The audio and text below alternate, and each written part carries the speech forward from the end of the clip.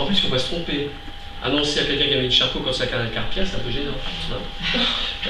Et au début, ça ressemble comme de boudou à canal carpien ou des petites choses. Non, c'est long séjour. On a une dame qui l'a et c'est la forme génétique.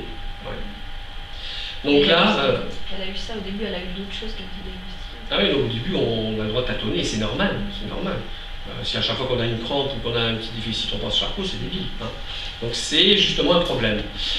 C'est un problème parce qu'il n'y a aucun signe pathognomonique, c'est-à-dire qui traduit vraiment la maladie, et aucun examen non plus. Alors vous allez voir, on l'a vu dans le film, mais on va voir des formes plutôt qui commencent d'abord par la périphérie, où les gens d'abord ont des problèmes avec les mains, les jambes, etc. Et d'autres, c'est des formes bulbaires, donc ça commence plutôt par des troubles de la voix, des troubles de la respiration, des troubles de la mobilité. Au final, ils auront tout. Donc, annoncer un diagnostic de Charcot, c'est quelque chose de très délicat. D'une part, comme on l'a vu, il ne faut pas mentir, mais il ne faut pas tuer l'espoir.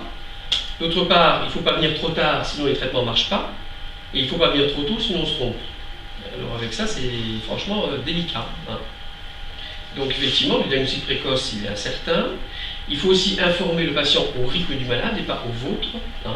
Il faut le laisser accepter ces handicaps qui se présentent les uns derrière les autres. Par contre, il faut pouvoir les expliquer, les anticiper. Quand vous ne pourrez plus avaler, voilà ce qu'on peut faire. Quand vous ne pourrez plus marcher, voilà ce qu'on peut faire. Quand vous ne pourrez plus respirer, voilà ce qu'on peut faire. Par contre, rien n'imposer, être à disposition. Laisser s'exprimer les réticences. On l'a vu, ce sont des jeunes souvent actifs, etc. Personne n'a envie d'être des fauteuils roulants. Donc tant pis, s'ils ont besoin de tomber 10 fois avant d'accepter, qu'ils tombent 10 fois.